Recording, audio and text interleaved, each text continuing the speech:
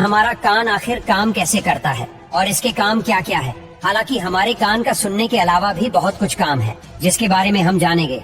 देखिए, हम सब जानते हैं कि हमारा कान हमें सुनने में मदद करता है और हम जितना भी इंफॉर्मेशन लेते हैं उनमें से 13% इंफॉर्मेशन अपने कान से ही लेते हैं, मतलब सुनकर लेते हैं। इसलिए पहले हम ये जानते हैं कि हमारा कान कैसे बना हुआ है। जब हम अपने कान की संरचना को देखते हैं तो हमारा कान 3 पार्ट में बटा हुआ है, आउटर ईयर, मिडल ईयर और इनर ईयर। कान का हर एक पार्ट अलग अलग काम करता है और अलग अलग सबका फंक्शन है। सभी साउंड को प्रोसेस करने का काम करते हैं। हमारा जो आउटर ईयर होता है ये बना होता है पिन्ना से, जो हम अपने कान को बाहर से देखते हैं। बिल्कुल पत्ते की तरह निकला रहता है और इसी पिन्ना के बीच में एक गड्ढा सा बना होता है जिसे कोंचा या कोनका कहते हैं। और इसी पिन्ना के बीच में एक छेद होता है जो कि लगभग 3 सेंटीमीटर लंबा कैनाल बनाता है जिसे एक्सटर्नल ऑडिटरी मीटर कहते हैं।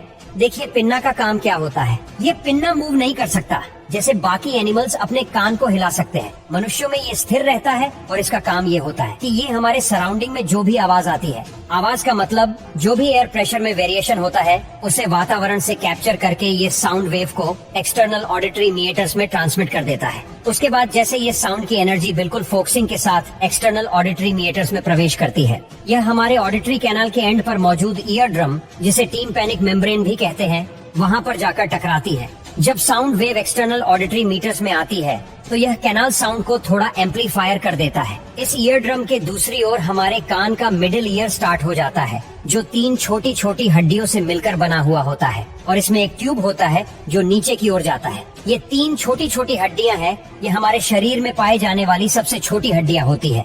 जब ईयर ड्रम बाहर से आने वाले साउंड वेव की वजह से वाइब्रेट करने लगता है तो इसी ईयर ड्रम से कान की ये तीनों छोटी छोटी हड्डियां जुड़ी रहती है। देखिए, हमारे कान के मिडिल ईयर से एक और ट्यूब नीचे की ओर निकलती है जिसे यूस्टेशियन ट्यूब कहते हैं। ये हमारे नाक से जुड़ी रहती है।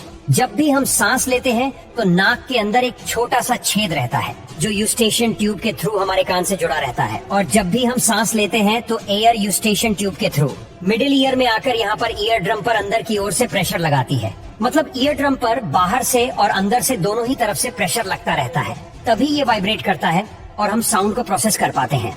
मिडिल ईयर में पाए जाने वाला स्टेपीज हड्डी हमारे इनर ईयर से आकर जुड़ा रहता है। हमारा इनर ईयर भी 2 भाग में बंटा रहता है। एक होता है कोक्लिया, जो इसके पीछे इससे जुड़ा हुआ होता है। हमारा वेस्टिबुलर सिस्टम, जो हमारे शरीर को बैलेंस बनाए रखने में मदद करता है। हमारा ये जो कोक्लियर होता है ये बिल्कुल स्नेल की तरह संरचना वाला होता है जिसमें कुछ फ्लूइड भरा रहता है।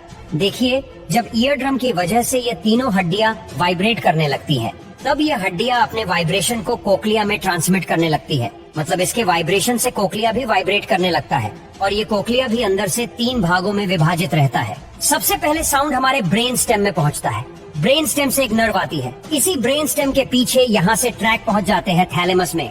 और थैलेमस क्या करता है, इन सारे साउंड वेव के सिग्नल को हमारे ऑडिटरी कॉर्टेक्स में भेज